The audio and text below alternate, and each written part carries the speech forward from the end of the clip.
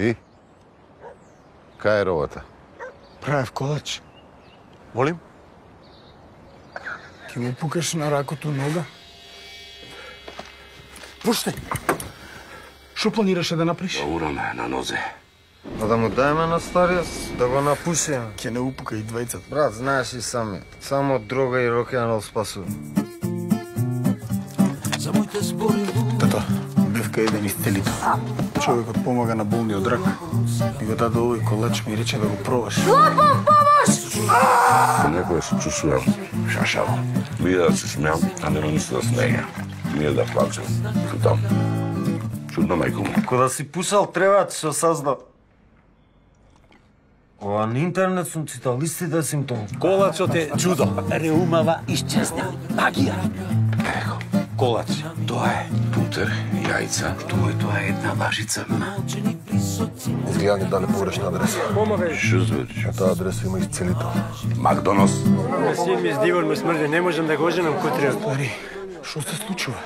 Кои се луѓето пред врата? Ти си имаш твој проблем. И тоа е еден куп. Веле, што мајката мислиш дека правиш? Биди маж и признај си бе, тато.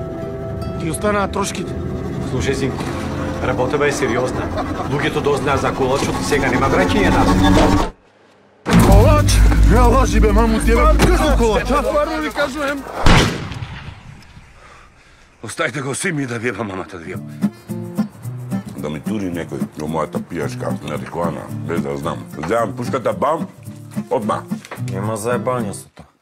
Иако Рајко Грлич вели за среќа се потребни тројца, токму толку гости од оваа филмска екипа успеав да донесам во Макфакс и да поразговараме за феноменот што се случи после Исцелител.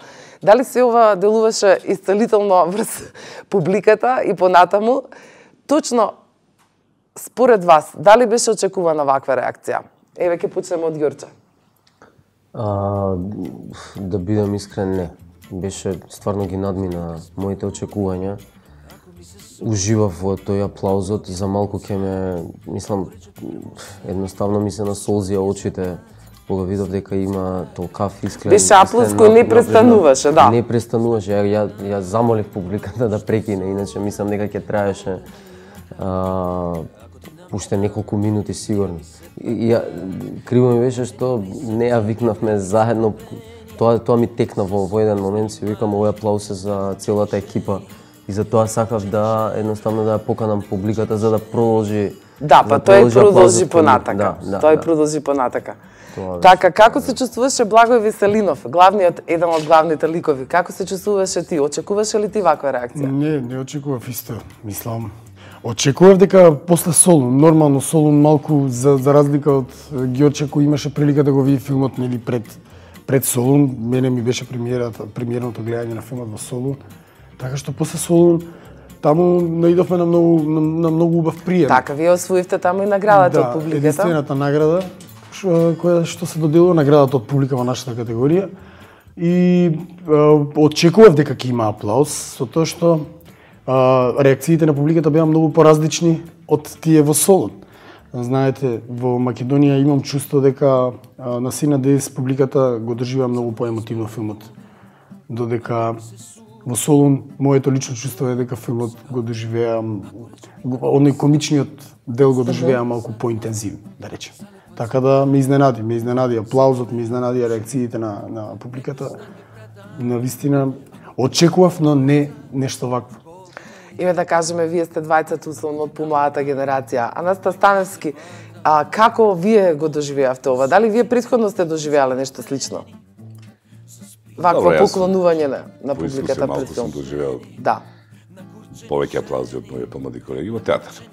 Сме имали добри представи кај што публиката не наградила. Во театар секако се случувало, јас сум гледала вакви аплаузи на отворена сцена, но на филм? За филм, за жал, јас пак не сум имал толку прилика да играм поголеми луѓе во филм. Меѓутоа и воопште од колку што сум чул, колку што сум видел, ваков аплауз за македонски филм, барем јас не знам дека има. И тоа аплауз кој бил искрен, иако е тоа премиерна публика беше. Меѓутоа се чувствуваше таа енергија која беше во гледалиштето, во публиката, и дека аплаузот, да не речем дури френетичен помалку, беше сосема искрен. Да, апсолутно се согласувам. Тоа беше еден навистина интересен флуид се случи тука и феноменот зошто тоа беше така едно, затоа што е филмот издржан и затоа што филмот во целост е функционален и затоа што по прв пат имаме, јас барем така мислам, една црна комедија која навистина звучи така како што треба да звучи. Дури безгрешно. Во ниту еден момент нема нешто повеќе или нешто помалку. Ѓорче, колку долго го подготвуваше ова сценарио? Сценариото... За филмот се зборуваше долго дека е во подготовка. Имаше и работен наслов Тајната состојка. Па потоа прозвучи малку околу приказната со марихуаната и незините исцелителски моки. Па дури се плета и некои приказни дека можеби и нема да можеш тоа до крај да го истераш точно заради марихуаната како алтернативен начин на лекување. Па се спореше околу тоа дали можеби ќе навлезеш таму да ги побиваш фактите на медицината. Се створи една мистерија околу сето ова, конечно додека видовме што всушност се права. Колку долго го подготвуваше? 7 години од почеток на... Колку драфта има? Буквално од првите зборови напишани. Да, имав... Сценариото на почеток беше семејна социјална драма, меѓутоа и така беа сработени сериозни 3 драфта од сценариото како драма, меѓутоа во еден момент уживав во еден краток филм кој што го правев во Омнибусот Скопје Ремикс, уживав во црната комедија што ја направив и решив овдека исто да го сменам. Сметаш дека тој жанр ти лежи, дека ќе и понатака би работел нешто слично, во тој правец би ти се движел твојот режисерски јазик? Малце беше по-нихилистички, да бидам искрен. Имавме некои, аплициравме на некои питчинг форуми и немавме некој поголем успех со социјалната драма и си реков, окей, немам што да изгубам и онака уживав у таа црна комедија. Дај да видиме дали ќе му даде некаков поинаков шарм на филмот. И направив обид, направив кроки една приказна, влегоа пензионерите, марихуаната тука влезе исто во приказната и така се роди целото тоа. На почеток беше така едно експериментирање, онака кое што резултираше на крај со комичното во филмот. А зошто толку долго? Ти беше трпелив, очекуваше да дојде до најдоброто или имаше некакви други пречки тука во реализација од почетокот на идејата до самата реализација? Види, јас бев... Со колку пари е направен Исцелител? Исцелител е целокупниот буџет на филмот е 460.000 евра, од кои што се 300.000 евра пари од македонската филмска агенција. И остатокот се средства од Грчкиот филмски центар, наши влогови како фрагмент филм продукција и мајка ми даде некои си 10.000 евра, она ми го помогна филмот кога ми беше стварно најтешко, најпроблематично. Така што тоа е од прилика буџетот на филмот. Мислам, почнавме прилично скромно, меѓутоа сакав од тој, да речем, од тие скромни средства што ни беа дадени за амбициозниот филм кој што сакавме да го направиме. Мислам дека едноставно вложивме се од себе за да може филмот, особено например во снимањето, имав едно релаксирано добро снимање од 36 снимачки дена, кое што на крај се покажа како исцелително, да речам, за филмот, затоа што имавме многу убав материјал и во монтажа можевме да бираме стварно сериозно добри реакции, случки кои што се случува во филмот и така да стварно бев задоволен. Со тоа што стварно процесот на монтажа траеше долго. Така, се забележува точно тоа, затоа ќе ги прашам актерите, се забележува една позитивна енергија, како да сте... Имам чувство како сите да сакале да успее овој филм, како толку да им бил драг уште од самиот почеток. Дали е погрешен впечатокот, Тански? Па првин... Вие кога ви беше понудена улогата, кога ја прочитавте, како ја почувствувавте? Па сега да не бидам генерал поставен, него веднаш сватив дека ова е одлично сценарио. Така. И не требаше многу да се види. Обично не е важен текстот, него оно што е меѓу текстот. И во првите разговори со Ѓорче, мислам не правевме некои тешки разговори па вака, него веднаш се разбравме, тој е љубител на италијанскиот неореализам, на чешката комедија, јас исто така. И веднаш разбрав што сака Ѓорче да направи од овој филм. Сценаријето навистина изворедно, ние скоро и немавме никакви промени во текот на снимањето со сценаријето, затоа што е напишано стварно, навистина е по сите драматуршки закони, да ги речем. И веднаш се насети атмосферата што на филмот што ќе биде. Викам да не видам генерал, јас пречувствував дека ќе има успех. Во текот на снимањето не одеше многу глатко, без многу дискусии, веднаш се разбирав со Ѓорче и со Блажи и со останатите колеги. И се насетуваше дека ќе има успех. Ваков успех сега никој не може да предвиди. Меѓутоа, самото сценарио, минутијата на Ѓорче како режисер, она што го сака, го добива на многу мек, многу фин начин. Затоа и веројатно и таков е шмекот на филмот. Така да, со големо задоволство. И секој нормално во било кој проект да учествува, сака да успее тој проект. А овде се осеќаше, се чувствуваше една атмосфера во сите, од снимателот до осветлителот, до екипата артистичка, глумачка. Така да, јас сум презадоволен од самиот тек на снимањето, а после веќе друга приказна. Така, Благо Веселинов. Како тебе ти легна ова улога? Зборувавме малку пред емисијава за твојата улога во краткометражниот филм Чевли, каде што еден сосема поинаков амбиент, сосема поинаков филм, сосема поинаков пристап режисерски, но тука препознав таму исто си син на еден поинаков лик. Како ти успеа да изградиш оваа улога? Многу е емотивна, длабока е, сложена? Да. Што ти помогна најмногу? Значи, имам повеќе краткометражни филмови во кои сум играл, меѓутоа предизвикот дека Ѓорче ми ја даде довербата, нели, негова да играм главната улога во неговиот филм е многу поразлично од се едно што сум го работел претходно. Ангажманот исто. Мојот личен ангажман во филмот, значи, имав, како да кажам, секојдневно бев под притисок, секојдневно бев под ангажиран. Значи, тие 36 дена, 45 се, во принцип, со тој еден ден пауза што го земавме, нели, додека снимавме. Секој ден беше исполнет со размислување, со што ќе се случува наредниот ден, со снимањето и едноставно мислам дека денот на задњата клапа, денот кога го завршивме снимањето и таа цела една прослава на која јас се сеќавам уствари резултираше со тоа дека ние сме завршиле една прекрасна задача. Затоа што сите бевме среќни на задњата клапа, ја направивме во станот каде што го снимавме филмот, собравме целата екипа. Имаше ли такви моменти на снимање, да зборувам, дали меѓу себе ви се случуваше баш да во моментот од самата иронија која се глуми да има смеење и па да се прекинуваат? Постојано. Да, постојано. Верувам дека можеби некои решенија сте ги донесувале баш тука како подобри во моментот како прозвучуваат. Или се државте строго до сценариото? Баш така беше напишано, така? Па немаше многу што да се избега од сценариото, како да ви кажам. Затоа што е прекрасно напишано. Баш и по сите узуси занатски, уметнички, како сакате речете. Имаше некои ситни детали, нешто. Нели, сепак не може од прва свет да се добие. Меѓутоа, јас лично за мене зборувам и се облажа се правиле монобет. Јас, иако, да речеме, постар поискусен, се предадов во раците на Ѓорче.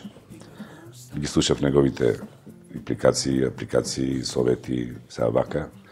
Сега така малку, имавме навистина прекрасна соработка со сите од екипата. А моменти, да речеме, јас после тоа 6 месеци не каснав колач, затоа си знаат до тоа. Дублови знаете, па касни, па пробе пак. А колачот беше навистина со Макдоналдс, не беше со ова. Беше куглов со Макдоналдс, претпоставувам, таков некаков рецепт е сличен. Со Макдоналдс, буквално, да. И Македон што го викаат во Охрид. Инаку, Ѓорче, постои ли ваков рецепт на интернет? Некаков не можам сличен. Да кажам, Беше измислен? ексклузивен рецептот, да. И го видоа само луѓето од екипата, на сценографот Симо Бранов, мајка му го правеше колачот и никој не го знае рецепт. Дури ние не го знае рецепт. Ама дали можеби на вистина колачот а вие го и сите јадевте на Сите јадевме нормално. Добро, едната како Било остане смешно, мистерија колку нели можеби тоа е резултат е успехот на овој филм кој ево сега веднаш ќе заминува во Индија, оди на го викаат на фестивали, доби награда.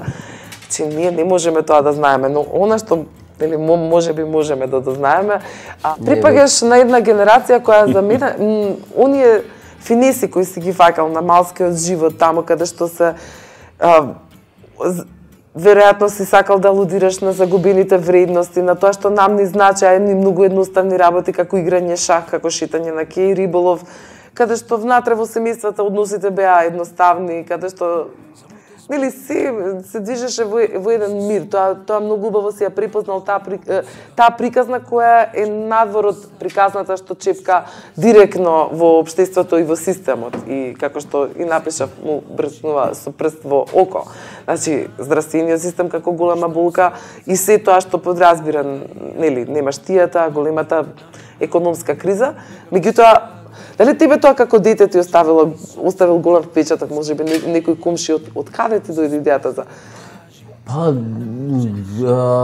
види, јас како што спомнав, пробувам јас да си ги најдам правите зборови кои што беа инспирација за тоа што сакам да го кажам. И од прилика стварно би сакал да целокупната болката, јас сум сведок еден на едно распаѓање на една наша земја од почеток буквално на таа транзиција па се до сега. Стварно не видов, мислам имаше ретки изблици на некои добри работи што се случува, меѓутоа генерално сме во некој слободен пат кој што резултираше со овие, да кажам, 11 години на крај еден целосен распад до распаѓање, да кажам, на нашиве вредности и тоа ми представуваше мене еден огромен товар, една огромна болка. Мислам, едно од најголемите, најчестите прашања што ме прашуваа луѓе со кои што не сум се видел во оваа земја е ти си тука уште во земја? Значи, стално ме прашуваат луѓе дали си тука уште во земја. Какво прашање е тоа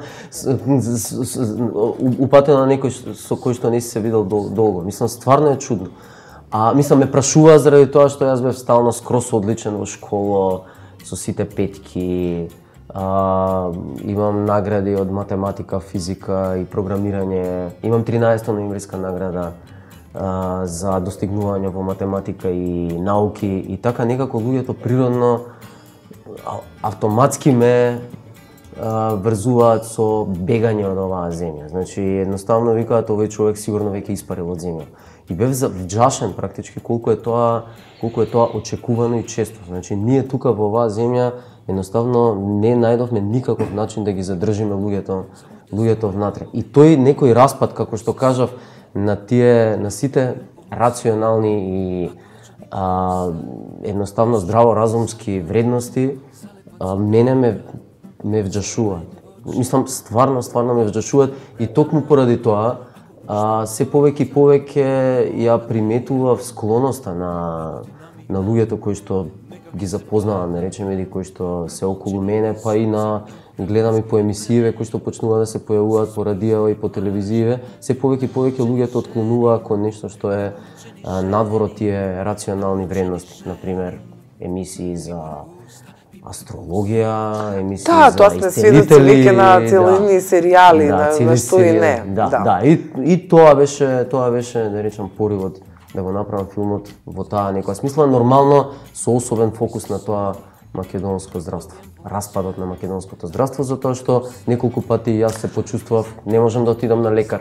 Мислам, не можам, во суштина можеш, меѓутоа нели ќе ти кажат, ќе ти закажат некој испитување за месец дена, два, па слушав најразлични морбидни приказни за луѓе кои што... За огромна жал, јас сметам дека нема човек кој присуствуваше таму во кино, кој и во наредниве денови ќе го гледаат веќе во кинодистрибуција во Милениум. Нема човек во Македонија кој нема многу близок или непосредно близок, кој поминал на онаа клиника која е сликана така малку, ама сосема доволно за онкологија, каде што тоа изгледа токму така. Имаше проблем да сликаш таму кога се обрати Имав проблем. Мислам, не сум сигурен колку беше паметна одлуката, сакав да видам што е можно поточен, да немаме ниту романтизирање некое на, да речем, не сакав да претерам ниту во немаштијата, ниту пак во лажењето. Значи, сакав да бидам многу точен во мојата одлука да снимам баш таму во онкологија и малку имав грижан, имав грижан совест затоа што стварно низ тие ходници, кога ќе размисли човек, поминале многу тешки судбини. Тоа е на најтешкото место практички на болните во нашава земја, меѓутоа сакав да останам точен. Имавме, да речам, мали проблеми, меѓутоа на крај ни излегува во пресред луѓето од онкологија и ни дозволија да снимаме таму. Нормално, немавме допир со никакви со луѓе кои што имаат проблеми, гледавме да снимаме во моменти кога едноставно не беа луѓето таму, тоа се наши статисти и тоа е тоа. Така, сега ќе го прашам Таноски, бидејќи овде се младите, па правиме споредба за некакви вредности кои постоеле, се обидал Ставрески да го прикаже тоа, или тој само го прикажува, не толкува, не критикува, не коментира. Сметате ли вие дека тие вредности кои се живеа порано и овие вредности сега, дека може некако да се доближат, некаде ќе се најде некоја допирна точка каде што ќе може да се доближат за да застанеме сите како општество на нозе повторно? Дали сметате дека може би културата и уметноста е една од тие точки што треба тоа да го поврзе? Дали се повеќе ни требаат вакви ангажирани уметници кои ќе можат да коментираат и ќе зборуваат на темава на начин можеби духовит за уште полесно тоа да се поднесе, меѓутоа да не остане незабележано? Тоа секако. Културата е темел на народ, нација, држава, ако сакате. И кој тоа го заборава, му се удира по глава. Што да речеме, кај нас се случува тоа, затоа што односот према културата, воопште, кога не зборувам за филм, за театар, за воопште културата е ствари всушност начин на живење. Кај нас начинот на живење со оглед на тоа дека имавме промени во системот, промени од социализам кој релативно, што се сеќаваме, беше горе-долу поравноправно општество за нас, ние такви емоции ги држиме, ги чуваме се уште, со суровиот капитализам кој ни се наметна, кој може би потреба во светот, не знам. Меѓутоа, некои основни човекови достоинства, би рекол, него потреба е да се зачуваат на начин што подчовечки. Еден од таквите начини е секако културата. Оти културата не е нешто абстрактно, не е нешто... Тоа е секојдневие.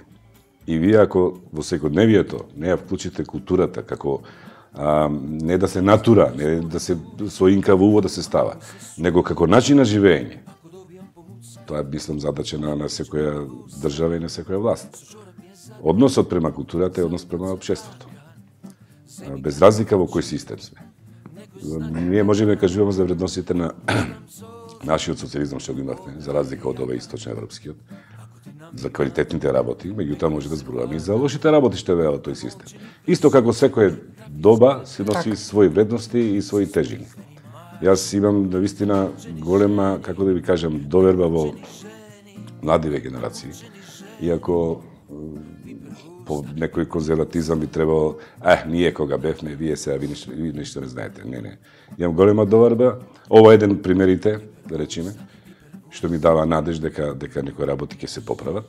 Меѓутоа секогаш има проблеми, да не се занесуваме. Така да, ние треба, дури сме тука, треба се движиме и да се трудиме да направиме светот едноставно подобар. Идеално, најдобро не може. Меѓутоа, односот на разлика во генерациите, јас не ја гледам, пошто, бидејќи се дружам секоја со помлади или со постари од мене, не би требало да се прави најпосле некоја граница меѓу помлади и постари. Напротив, ние сме сите човечки битија, социјални суштества. Треба се движиме, да се дружиме еден со друг, затоа што сме тука и живееме заедно. Јас не сум, не поставам никакви граници меѓу генерации. Така. Вредностите секако се преливаат, едни се наследуваат, други намерно се кршат за да се создадат нови, можеби ќе дојдеме до некој До некој момент кога веќе нема да биде потребно некој да го прашува Ѓорче зошто не е заминат од тука, туку да се радуваме и да му дадеме поддршка да може да работи што е можно повеќе тука. Од секое зло има и добро. Можеби баш тоа дека останал тука, па успеа да направи ваков филм, ако бил некај надвор, кој знае што би. Да, веројатно дека е тоа така, може да биде голема инспирација некогаш, нели? Баш големата криза и таа таква треба да биде, тоа го прави еден човек креативен и уметник и така натаму. Меѓутоа, Благо Веселинов, тебе ќе те прашам како млад глумец кој прв пат велиш ти дојде да голема улога, главна улога во филм. А како ти се чувствуваш после ова? Дали за тебе уште кога сакаше да бидеш актер, имаше поделба во улоги? Дали некогаш ти размислува за тоа каква улога сакаш да играш? Ни на крај Како го разбираш занаетот? Ни на крај памет не ми доаѓаше дека вака ќе ми се деси, дека ќе ми се деси филм како што е овој што го снимавме со Анастас, со Ѓорче. И ни на крај памет не ми доаѓаше дека вака ќе прославувам. Да речеме, секогаш во мојата фантазија сум замислил дека ние сме направиле филм кој оди по фестивали и освојува награди, нели, дека ќе го славам на еден многу поинаков начин. Многу поинако беше таа, мислам, ја има врежано таа слика во мојата глава како актер кој се запише на факултетот за драмски уметности. Нормално, од кога завршив студии, имам доста проекти, имам доста гостувања, можам да кажам дека сум во последниве 12 години еден од актерите кој најмногу има искочено надвор од државата по фестивали, представувајќи ја Македонија. Така да, едноставно сум пресреќен со ова што ми се случи, точно заради тоа што јас не го очекував. Дали сметаш дека овој филм, како што вели Ѓорче, сакал да прави социјална драма? Ако останеше на тоа како да биде само социјална драма, која повеќе пати веќе е во манирот на македонската кинематографија, ние сме се изнагледале такви филмови во кои неизбежно е, нели? Тие се темите кои ни окружуваат. Ако го немаше овој хумор внатре, оваа духовитост нагласена, сметаше дека ќе беше успехот ист? И јас сметам, мислам прашањето сега, нели го поставивте и претходно, како пројдовме преку процесот. Јас сметам дека се држевме до сценариото, меѓутоа... Јас сакам малку подискретно да те прашам што мислиш ти за македонските филмови претходно, оние на кои ова им недостасува, да сосема објективно очекувам одговор, нормално да, не е. сосема објективно и ќе го добиете одговорот. Јас од македонските филмови го очекував најмногу, а го добив тоа што го доби и македонската публика. Значи, ние сите на крајот од денот отидовме ги гледавме филмовите и го видовме нивниот квалитет каков е. Така што очекував многу повеќе, да кажеме, од филмови кои добија сериозни буџети, филмови кои и на самото снимање имаше многу, затоа што сме ние од фелата, многу муавети стигаат до нас, леле што правиме, леле како правиме, леле на каков начин, како снимавме, кадрите се прекрасни, локациите. Знаете, на крајот не го видов тоа во изминатите години. Јас не видов филм во кој, како да кажам, додека студирате на факултетот за драмски уметности, вие наслушнувате дека студентите по режија ги учат дека за да направиш филм, филмот е скапа играчка за која ќе треба да пуштиш крв, да платиш со крв. Јас за Ѓорче Ставрески можам да кажам дека он сериозно се даде во филмов. Не знам колку крв останало во човеков, еве го гледате. Очигледно малку. Да, и мислам дека тоа е ќе направи колач. Да, ќе мора колач, подхитно. Оригинал ќе нас се јавим. Значи, му се радувам на филмот, му се радувам на Ѓорче. Не им се радувам на сите утки кои се десија во изминатите години во македонскиот филм и нема да им се радувам и нема да ги поддржам во иднина, со тоа што не велам дека ова е филмот кој што е, не знам, најдобриот, но ги поканувам сите да го погледнат и да кажат што мислат. Мислам дека овој филм за нас, за мене лично, ќе биде успех доколку дојде публика и го погледне филмот. Колку повеќе публика го гледа филмот, толку поголем ќе биде успехот за мене како актер кој е дел од филмот. Се разбирам, мислам, филмовите се прават за публика секако. Ѓорче, ќе се надоврзеш малку на Веселинов. Сметаш дека најголема болка на македонскиот филм е сценариото? Дефинитивно. Да. Дефинитивно. А сакам само да ги пофалам двајцата мои колеги Вардан Тозија и Даријан Пеевски со нивните остварувања. Следното прашање ќе се однесуваше на тоа. Да, исто дебитантски филмови кои што се за пофалба, одлична работа завршија, исто донесоа одредена публика, донесоа во кино. И исто филмови кои што се Три трудат дена да во направат. септември на Даријан Пеевски и Джиган на Вардан Тозија. Ова е третиот филм во оваа ваша генерација, која горе-долу некако се бави со истата тема, но сосема во различен манир, сосема различен сензибилитет. Правите веќе широка слика на нешто што се нарекува нов македонски филм, барем во режијата. Тоа е она што мене ме радува. Не те оставив да се чисто за сценариото, апсолутно, мислам, ние сега стискаме, се обидуваме да наметнеме една, да речам, теза младиве филмаджи, дека стварно треба да има фокус на тој развој на приказни и на сценарија. Тоа мора да биде наш фокус и мораме да се сконцентрираме на тоа и сценаријата и приказните кои што се најквалитетни во рацете нормално на талентирани и исполнителни режисери, треба да имаат приоритет, особено на оние помладите кои што им да речам треба да им дојде редот веќе да ги покажат своите квалитети, меѓутоа стварно без добри сценарии јас мислам дека не идеме никаде. И токму поради тоа траеше овој процес толку долго, затоа што јас одлучив, направив свесна една одлука, филмот да го развивам по тие некои докажани европски принципи на докажување први на приказната и покажување на најразлични питчинг форуми, за да најде човек, за да може да најде копродуцент и да може да се доразвие целата таа приказна, и тоа мене ми донесе, искрено да видам, стварно многу нешта ми донесе. Мислам се запознав со многу луѓе. Ова е прв филм во копродукција со Грција? Прв филм во копродукција со Грција, да. Целата таа приказна со Грција ме прави мене многу горд, затоа што стварно добивме награда на Солунскиот фестивал, ова е прва копродукција со Грција. Таму беше буквално како во бајка, го бендиса филмот до таа мера да тоа е еден од најдобрите резултати по гласање на фестивалот. Особено исто е битно што во нашата конкуренција, во таа балканска конкуренција, ова е единствената награда, значи нема друга награда, само ја оставаат публиката да гласа и така и стои најдобар филм избран од публиката.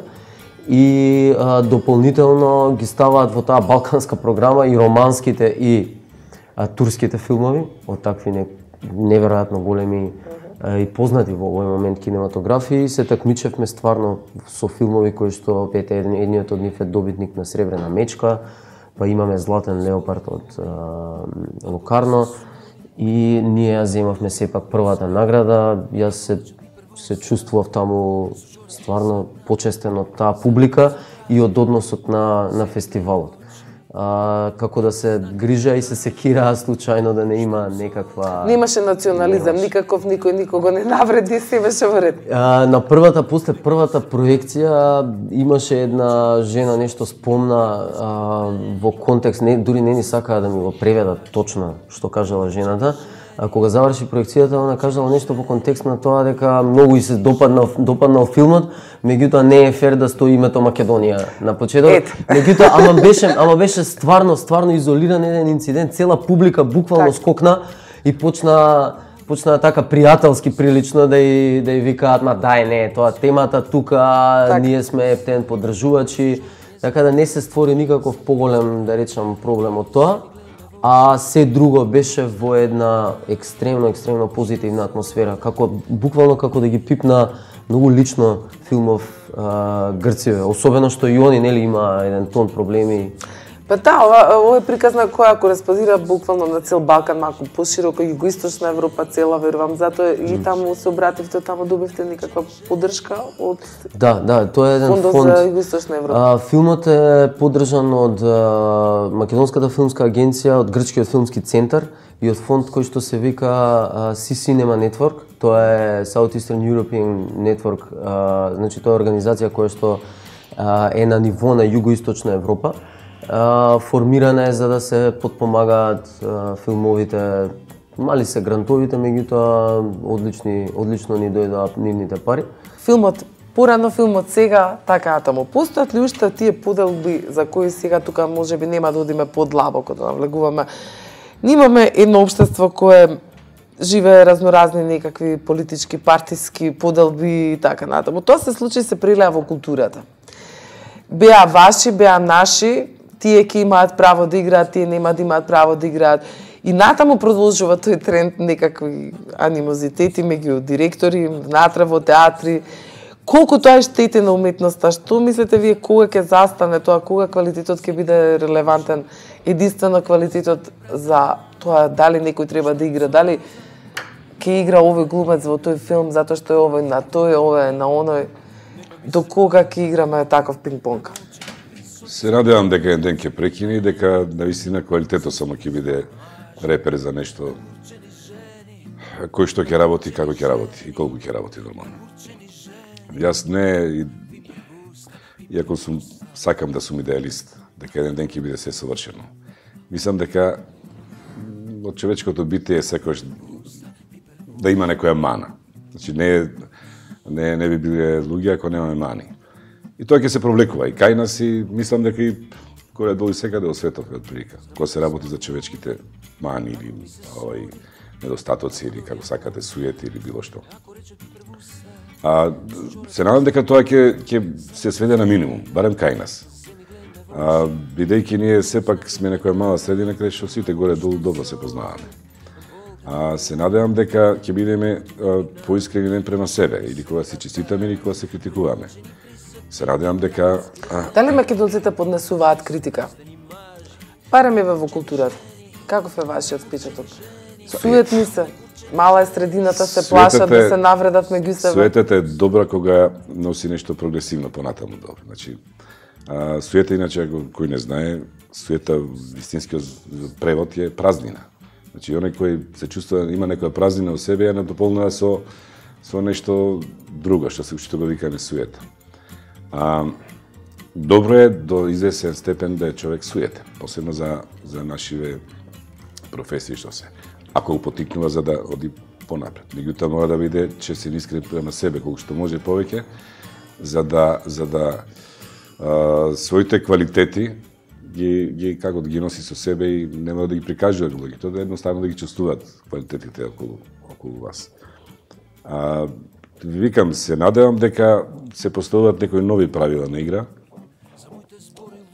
баш со овие млади генерации, каде што ќе бидат неприкосновени во смисол на своето јас, докажување на своето јас. Меѓутоа не на онај лош начин што го подразбираме. И тоа мислам дека ќе прогресира и ќе води малце понапред со поголеми чекори понапред, особено во културата. Благој, дали се промени односот сега веќе, дали имаш некои понуди за улоги после филмот? За брак. Немам се уште. Па макар и за брак. Ништо не се случува на културно поле кај нема ништо со што би се пофрзам. Тоа сакам да кажам во врска со сценариото. Значи не одговорив на прашањето дали имаше, дали го доправавме сценариото, дали додававме нешто во сценариото. Да. Значи сакам да кажам дека кога сценариото е добро напишано, останува еден простор мал кај што можеме да пробаме да бидеме уште посреќни. Ме разбирате, кога е се убаво, кога е се спастрено како што треба, полесно да импровизираш врз нешто што е квалитетно. Можеме да си кажеме, ајде да пробаме, можеме да си дозволиме да избегаме. Значи ние многу, јас сум имал искуство на филм кога ние бегаме заради тоа што ни е страф од ова што го имаме. А ние, значи во ситуација бегавме заради тоа што имавме простор, време, среќа и желба да избегаме од тоа, значи што го имавме како една златна книга која затвори Ѓорче како сценарио едно фиксно. Значи за што се однесува до мојата професија и тоа што очекувам јас во иднина, значи очекувам дека ќе се појават квалитетни проекти во кои ќе учествувам. Значи јас не сум одбил проект во последните 12 години, имам преку, не знам, 60 театарски премиери, долгометражни 10 филма, 50 кратки, 50 документарни филмови за Македонија. Значи, очекувам дека ќе има работа, не стравувам. Поготово сега, после филмот, очекувам дека ќе ме доживеат посериозно дури и тие кои имале мислење. Иако тебе ти оди во прилог како актер да има волку многу продукција на документарни филмови, дали сметаш дека ни требаат во толкава мера? Значи, во тие... Беше тренд подолго време. Така, да, беше тренд. Значи, не се согласувам со квалитетот кој го пласираме у етер. Мислам дека ги истрчавме, поготово документарните филмови во кои јас учествував, стојам апсолутно моето чувство дека ги истрчавме, ги избрзавме, ги уснимивме. Имаше впечаток дека ти едноставно само се снимаат во Значи, што е можно повеќе треба да мислам дека дури и публиката кој ги гледа тие документарци има такво чувство дека да. овде станува збор за некое брзање.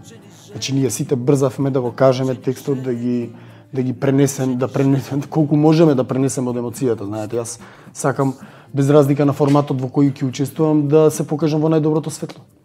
Така што и таму си земав еден малку поголем залак, очекувањата ми беа на почеток поразлични од тоа што уствари беше реализација на крајот.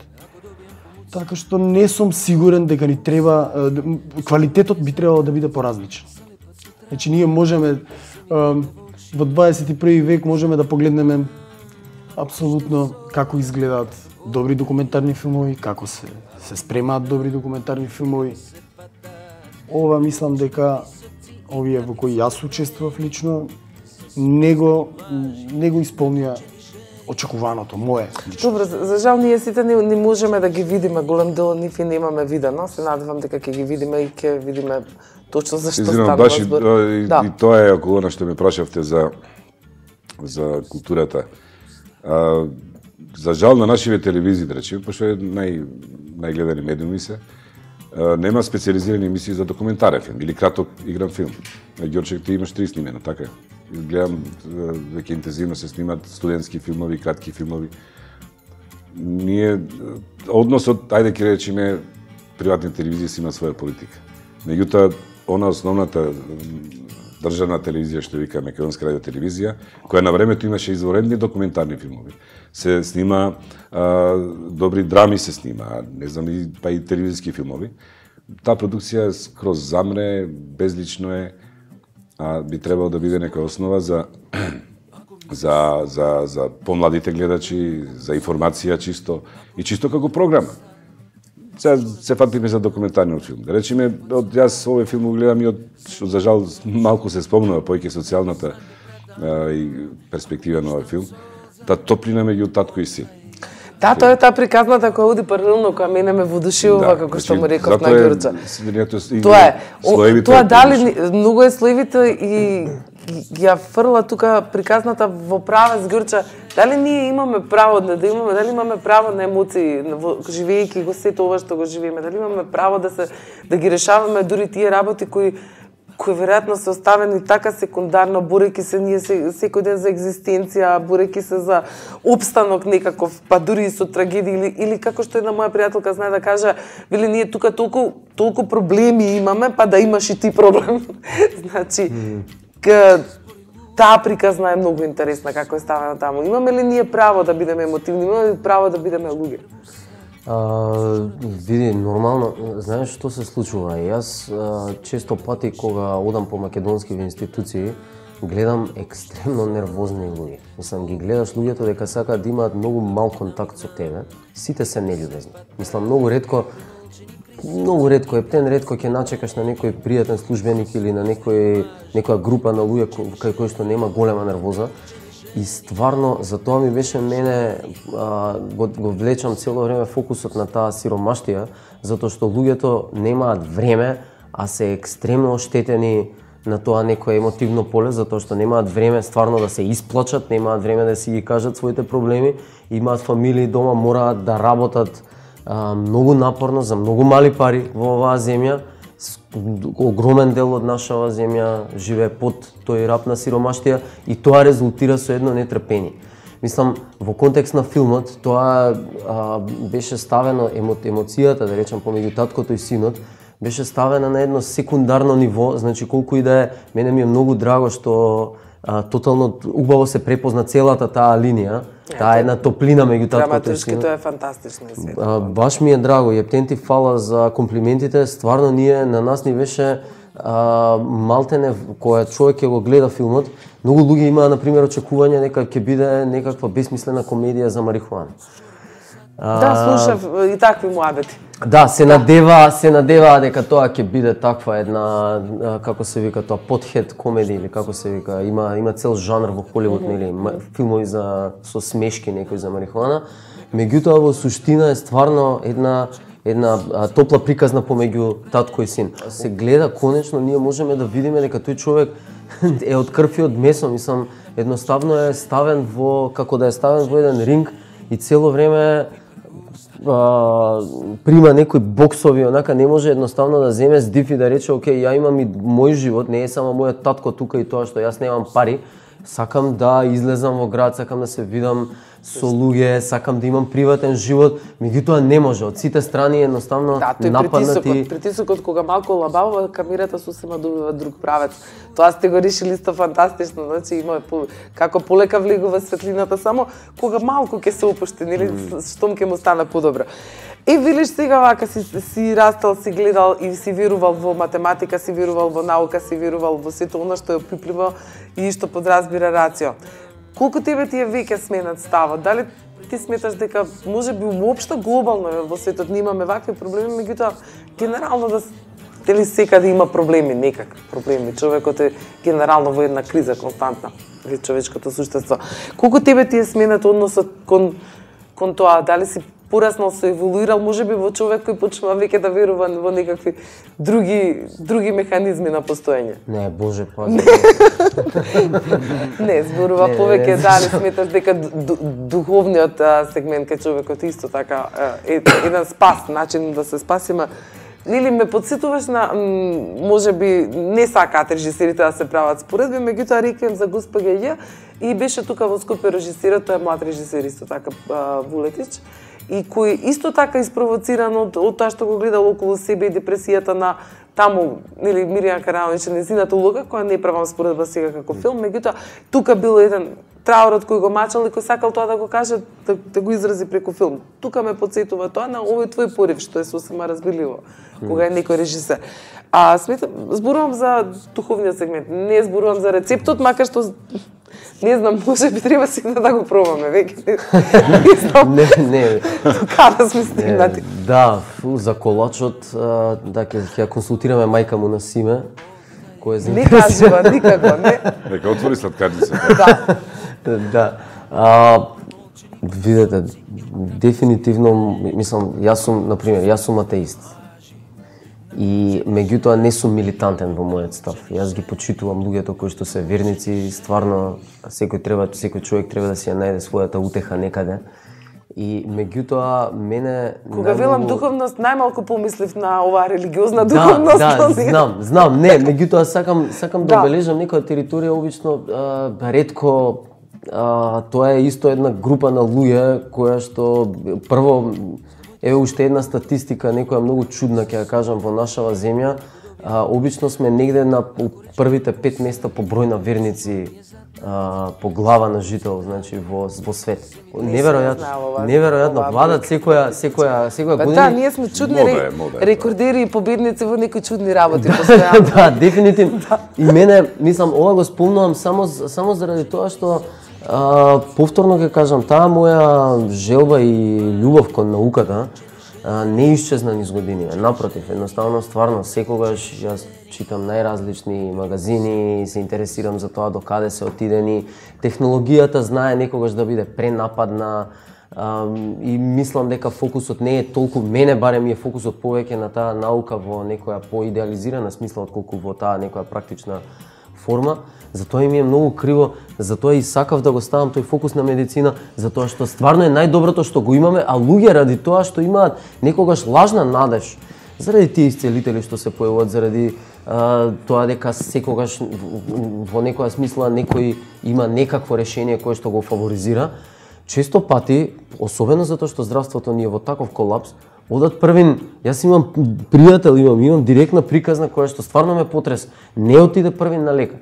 месец и пол, два, одеше на некој бајачки, му кажа, не знам, се сеќавам, последната приказна беше дека скокаше од некој стол во Охрид, скокал од некој стол, му се слошило до таа мера, кога отишол на лекар, сватиле уколкава напредна фаза е веќе ракот на дебело црево. Мислам, сакам да кажам да отидеше, па едва некако Абсурдот на барањето на чаре, кога човек има мака, тоа веќе во на оној филмот Оптимисти на Горан Марковиќ отиде во крајни размери, кога ќе се бањаат во езерото, не знам.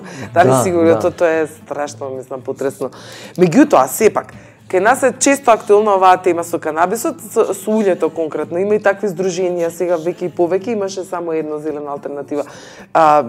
Дали е легитимно тоа да се бара начин, мислам, еден е легитимитетот да мислам дека да не ги мешаме до толку исцелителите и тоа што може би постои некаква лековитост и во таа билка, нели? Се повеќе се зборува за тоа. Може би па тука медицината прави обструкција на овој друг начин, не веќе не знаеме, тоа е веќе друга тема. Не, дефинитивно, чисто за да ги расчистам сите сомнежи, затоа што слушнав и неколку, да речам, напади од именно затоа и те праша. Да, супер, баш ми е драго што ме праша. Значи, јас сум дефинитивно за легализација на медицинската марихуана и да биде, стварно гласам да биде што е можно подостапна за луѓето на кои што им треба. Има многу лековити дејства во контекст на луѓето на кои што може да им помогне таа марихуана. Да речеме, меѓутоа јас сакам да кажам тука со една задршка, морам да го кажам ова, дека јас дефинитивно ја застапувам таа страна на медицината која што прави напори да ги верификува или да ги отповргне, нели, сите тие работи кои што и се препишуваат на марихуаната и на пример сега за сега дефинитивно знаат дека помага за болки, нели, дефинитивно им помага на луѓето на пример да имаат подобар апетит, особено на луѓе кои што примаат хемотерапии, кои што се болни од најразлични тумори и им помага за да пребродат, да речеме, им го намалува гадењето. Меѓутоа, да кажеме, може да се предизвика понекогаш депресија, има ефекти кои што се да речам непожелни марихуаната, може да се појави депресија, анксиозност или некогаш параноја, да кажеме. Меѓутоа, сакам да кажам, тоа е една од алатките, позитивна алатка, која што мора да се искористи за да му се даде највеќе шанси да им се даде на луѓето за да се исцелуваат, за да се излечат. Има некакви дополнителни студии, да речеме врз глувци, кај кои што се имаат приметено дека некои видови на тумори се намалуваат од канабисот, меѓутоа се уште нема голема опсежна студија врз луѓе, особено нели ради овие сите проблеми кои што марихуаната си ги носи со себе. Мислам, тоа е сепак класифицирана дрога, нели, која што е, да кажам,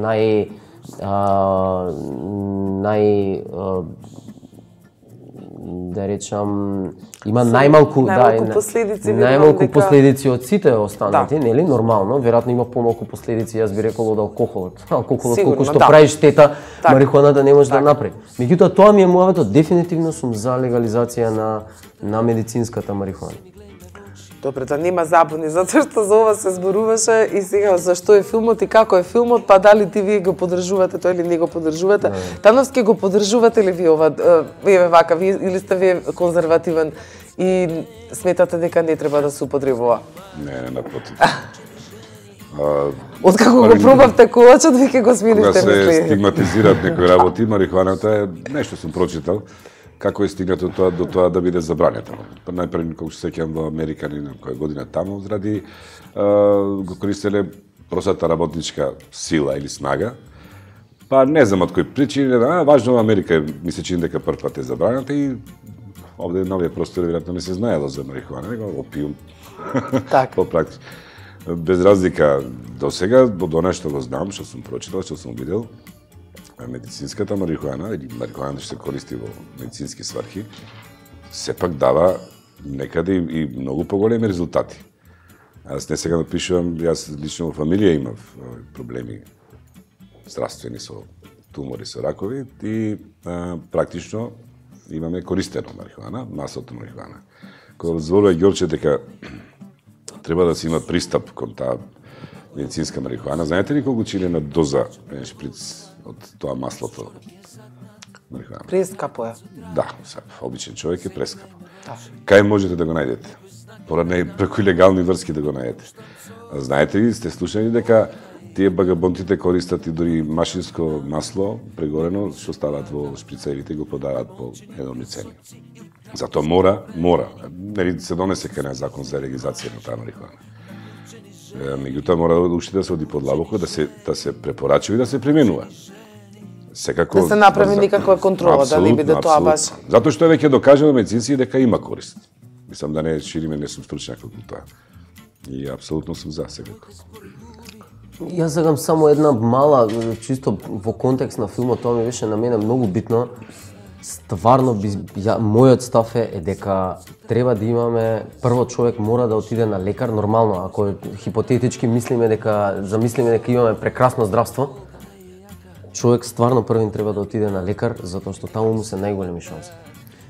И затоа ми е мене криво, за сите ние ги заобиколуваме заради тоа. Зошто ја загубивме довербата, во здравствениот систем. Тоа ми е најмногу криво. Слушнав, например, повторно читав за некаква студија во Италија, например, здравствениот систем бил прекрасен.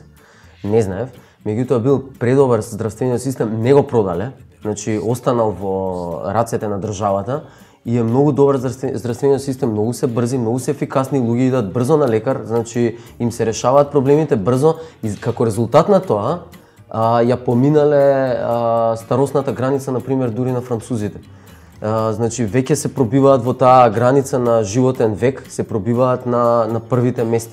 Без разлика што таа Италија исто осиромаше, знаеме колку е сиромашна, знаеме, мислам, заедно со нели цела Малтене Европа, особено јужниот дел на Европа, после 2008 година, после кризата, меѓутоа сепак доброто здравство едноставно те носи кон подолг живот. И тоа тука како да го забораваме, некако кај нас е стално, не може ништо, на лекар не иди, джабете и они ќе те... Добре, свесноста е веќе нешто друго од тоа, да зборуваме и за менталитет и за свесност. Многу теми има кај нас. Примитивизам сепак. Да, и примитивизам сепак. Но, точно така, слоевито е многу е комплексно, точно како што е филмот Исцелител. Меѓутоа, јас сметам дека се повеќе вакви отварања на работите, кои работите се детабуизираат, кога од тоа ќе се направи еден ваков прекрасен производ, дека тоа може да доведе до нешто подобро. Ова е тоа што според мене има исцелувачки некакви моки, тоа е тоа кога ќе успееме нели да направиме нешто добро, тоа да го направиме искрено, едноставно и со љубов. Ако се согласувате. Јас навистина ви посакувам огромен успех понатака, како што верувам дека ќе биде. Ви благодарам многу што бевте наши гости. И се гледаме веројатно после премиерата на вториот филм. Благодарам.